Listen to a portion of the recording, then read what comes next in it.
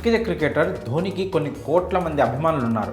అంతర్జాతీయ క్రికెట్ నుంచి రిటైర్ అయినా కూడా ధోని క్రేజ్ ఏమాత్రం తగ్గలేదు. ప్రపంచవ్యాప్తంగా చాలామంది ఫ్యాన్స్ ధోనిని అభిమానిస్తుంటారు. ఫ్యాన్స్ కొన్ని సందర్భాల్లో ధోని కాళ్ళు మొక్కి తమ అభిమానాన్ని ఆ విధంగా చూపిస్తుంటారు.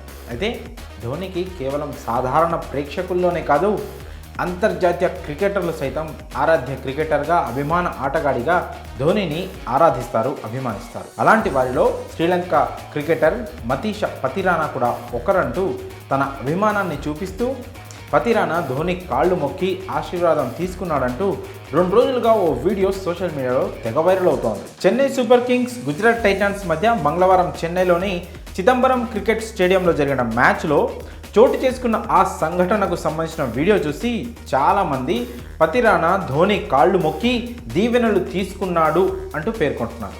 కానీ అదంతా ఫేక్ అనే నిర్ధారణ అయింది.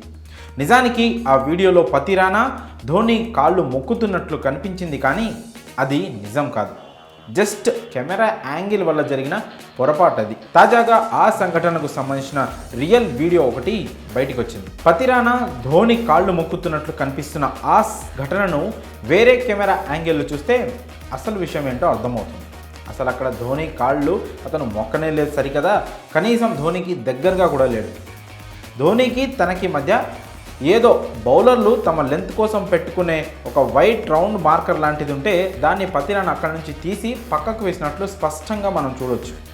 ఆ సమయంలో కెమెరా యాంగిల్ అంటే పతిరానా వైపు నుంచి చూస్తే అతను ధోని కాళ్ళు మొక్కుతున్నట్లు కనిపిస్తోంది. కానీ వారి వెనుక కెమెరా యాంగిల్ నుంచి చూస్తే క్లియర్గా వారిద్దరి మధ్య చాలా గ్యాప్ ఉండడం, పతిరానా అక్కడున్న మార్కర్ను తీసి పక్కకు వేయడం మనం చూడొచ్చు.